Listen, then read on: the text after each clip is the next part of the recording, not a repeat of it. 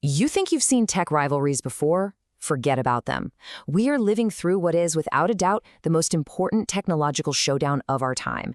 This isn't about smartphones or streaming services. This is a battle for the future of intelligence itself. You've got the giant Google on one side and the revolutionary upstart OpenAI on the other.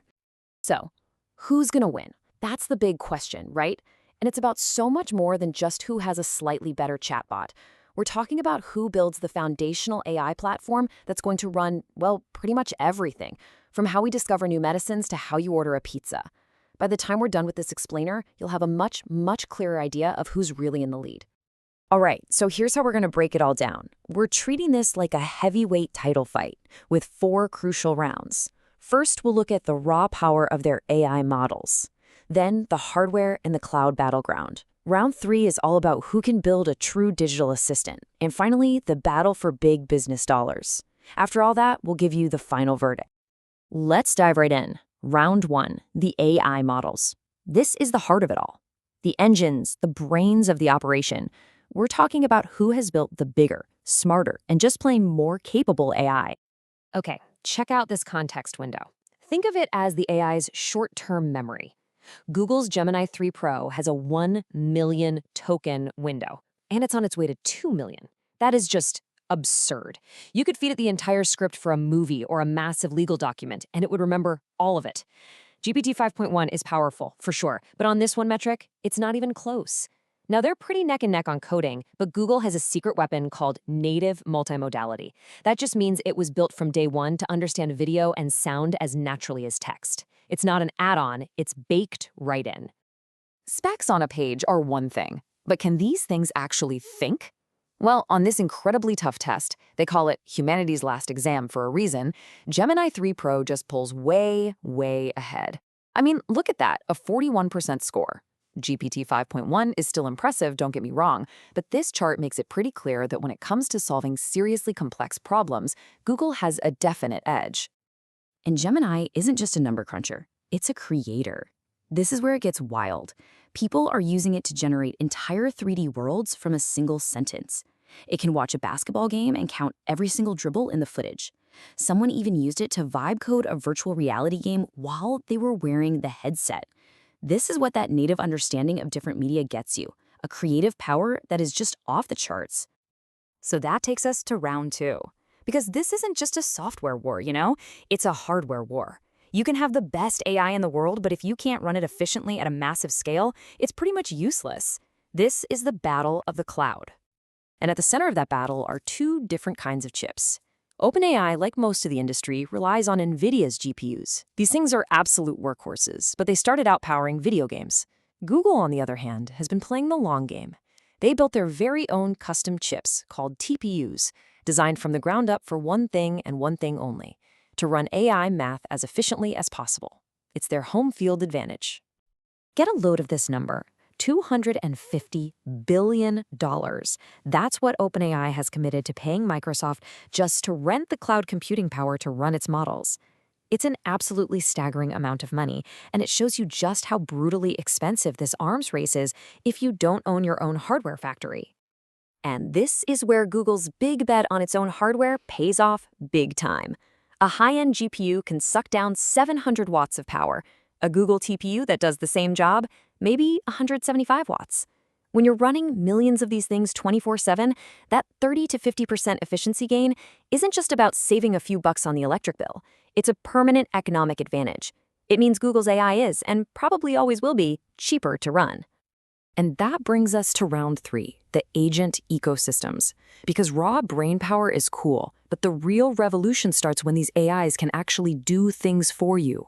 The race is officially on to build the first real digital assistant. So what even is an AI agent? Well, it's pretty simple. Imagine telling an AI, hey, find me the best flights to Tokyo for next June, and book the one with the shortest layover that's under $1,000. The agent doesn't just give you a list of websites. It actually goes out, browses the web, fills out the forms, and clicks the buttons to get it done for you. The 2 main contenders here are Google's Project Mariner and OpenAI's Operator. Mariner has that home field advantage again. It's deeply plugged into the Google universe of Gmail, Drive, and so on. But OpenAI's Operator has this brilliant, almost sneaky approach. It doesn't need to read any code. It literally just looks at the screen, pixel by pixel, just like a person does, and figures out where to click. That means, in theory, it could work on any website, with no special hookups required. For decades, to make computers talk to websites, you needed these special backdoors called APIs. This quote just nails the shift. Operator throws all that away. It just uses the website the same way you do. It's a completely different way of thinking about how to automate the web, and it's a really, really big deal. And that brings us to the final and maybe most important round, winning the enterprise. Because look, having hundreds of millions of people using your free product is great for collecting data, but this war is going to be won by capturing the massive budgets of big corporations. First off, let's just see who's using this stuff. Gemini has huge traction with younger professionals. That 25 to 34 age group is their sweet spot. This shows you that the next generation of workers, the future leaders, are already getting their hands dirty with Google's tools. That's a very good sign for the long run. And Google's ambitions here are just enormous. They have a stated goal of getting 500 million, that's 500 million Gemini users, by the end of 2025. And of course, they can leverage their massive distribution power, things like Android and Chrome, to get their AI in front of pretty much everyone. But all those consumer numbers don't pay them multi-billion-dollar R&D bills. The real prize, the thing they're all fighting for, is the enterprise market. That's where companies are willing to pay millions for AI that can totally transform their businesses. And this is where Google is making its big push with something called Vertex AI. See, it's not just a model, it's an entire platform, a whole workshop.